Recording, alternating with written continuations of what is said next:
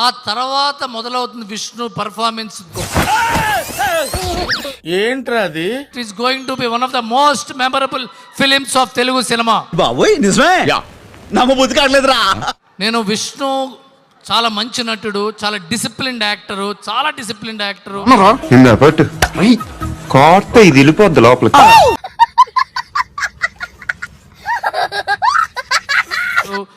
ఎంతో టెక్నీషియన్స్ గౌరవించే యాక్టరు. అన్నా ఇది మరి ఓవర్ యాక్టింగ్ చేస్తున్నాడు. డబ్బింగ్ ఎలా చెప్తాడు, ఎందుకంటే ఇది పౌరాణిక సినిమా, ఇది ఎలా చెప్తాడని చెప్పి మనం చూసా. రే మీరు మిస్ అయ్యారు కానీ లోపల పద్మశ్రీ గారి పర్ఫార్మెన్స్ ప్యాక్ ఆడేశారు తెలుసా? ఇక్కడ చూసాం భయ్యా. ఇక్కడ చూడటం కదా, లైవ్ లో చూస్తే భయం వేసింది. ఎక్కడ ఒత్తివ్వాలి, ఎక్కడ పొల్లివ్వాలి, ఎక్కడ ఒత్తాలి,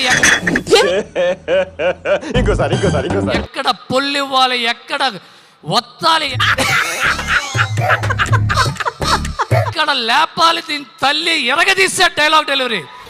ఓ నీ అబ్బా ఆపరదే. దీని తల్లి ఎరగదీసే డైలాగ్ డెలివరీ. ఎంత ఇచ్చాడ్రా నీకు? దండేసి 1,00,000 రూపాయలు ఇచ్చారు సార్. విష్ణు, మీ నాన్నగారి కంటే ఈ సినిమాలో బాగా చేసావు. Sorry sir. గొప్ప సిద్ధాంతి, ఈడో గొప్ప యాదాంతి. Flash back. అన్నపూర్ణమ్మ గారు చెప్పారు ఆయన ముందే, ఆయన కంటే నేను గొప్ప నటుడని. నిజం, చప్పట్లు కొట్టాలి మీరు.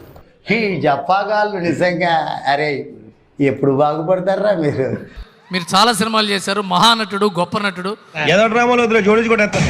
ఎన్టీ రామారావు గారి తర్వాత డైలాగు చెప్పగలిగిన నటుడు నువ్వేనయ్యా అని ఆశీర్వదించింది ఆ మహాతల్లి.